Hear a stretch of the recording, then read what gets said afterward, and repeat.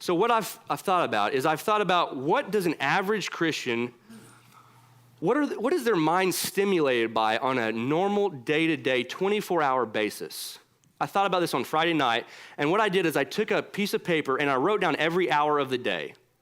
And unfortunately, I think I left it in military time up here because I charted military time at work. So if I remember, I'll tell you, 1700 is 5 o'clock. Don't get thrown off by that. But every hour of the day, and I thought about what does an average American, specifically a Christian in 2022, what are they exposed to that they don't even realize they're being exposed to? And in such an overwhelming fashion that the flesh is fed to extreme proportions.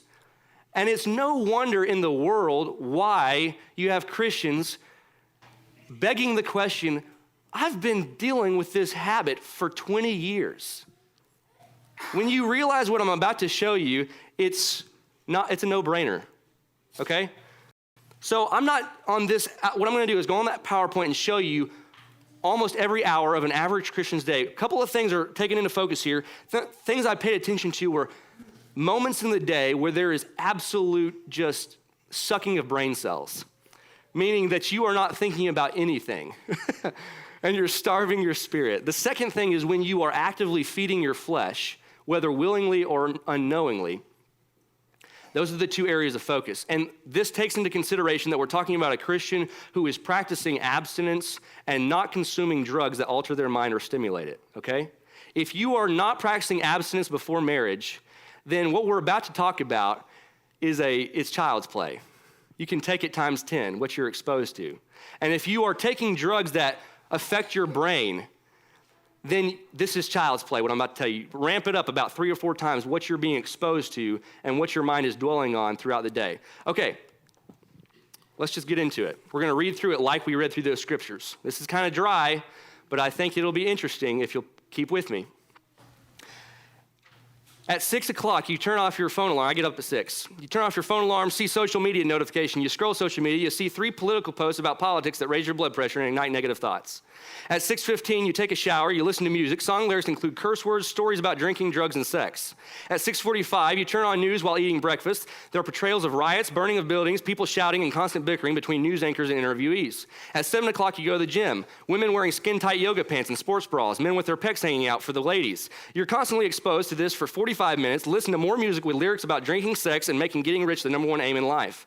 8 o'clock, you drive to work. Listen to your favorite radio station where the DJs constantly make jokes with innuendo and charge their speech with political agendas. Pass several billboards that use sex appeal to sell their product. With the increase in testosterone from working out, you're more vulnerable to these sexual stimulations. At 8:30, you arrive at work. Several coworkers talk to you about their week. They frequent with curse words while talking. One reeks of alcohol, is obviously dealing with a hangover. At 9 o'clock, you go to the bathroom. You mindlessly watch short YouTube videos. The videos contain frequent expletives. You're suggested to watch one with soft pornography advertised. You watch it, and as a result, you watch 3 or 4 more pornographic videos. At 10:30, you take a break in the break room. One of the guys comes over and tells you an inappropriate joke he read. He continues to talk about a girl he met the night before. His descriptions are very, very vulgar.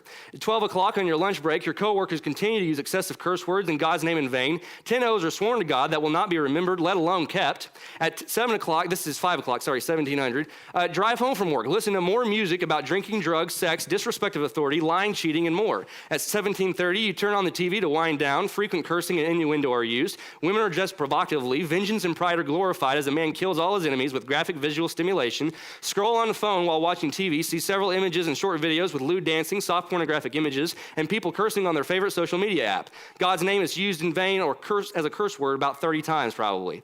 At 6 o'clock, go out to eat dinner. Have shallow and meaningless conversation with your friend, girlfriend, boyfriend, or whoever. Listen to them complain about their day. Talk bad about their coworkers and share the latest gossip they heard from the week. At 7 o'clock, you stop by Walmart on the way home to grab a few groceries. While checking out, you see the tabloids with several sexually suggestive models and headlines. While waiting in line, you scroll on your social media again. One of your Facebook friends just posted pictures from the beach trip where they were dressed in next to nothing. At 8 o'clock, you watch a movie to relax. The movie has more cursing, nudity, graphic violence, and valuing of fleshly lust. Homosexual agendas are subtly slipped into the movie. Before you go to bed, you check your phone 3 or 4 more times to be exposed to more curse words, sexually explicit images, and innuendo. You're looking at this content up to the very point that you close your eyes. Never throughout the day did you read your Bible, pray, or meditate on anything of spiritual value. You do not talk to any Christians, and if you do, their day went exactly like your day, and so there's no spiritually stimulating conversation whatsoever. You go to bed tired, stressed, spiritually depressed from the weight that sin leaves on your conscience. You sleep 6 hours, only to repeat the whole process over the next day. All of this feeding of the flesh took no real effort on your part. Very easy, most of it with the click of a button. And then people come to me, and they ask me why they're having problems overcoming sin in their life.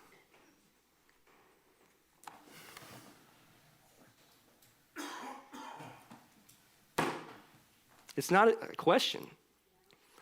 I understood last night why my parents didn't let me watch rated R movies.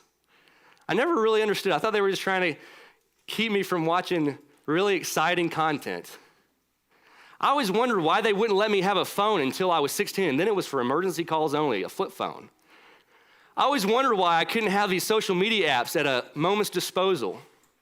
A lot of these rules that I never understood, a lot of them are the fact that when you take a spiritual budget of the time that your mind is exposed to the same thing over and over and over throughout the day, and how little you are exposing yourself purposefully to anything of any value, it is so quick to become an enemy of the cross. And there is no question as to why.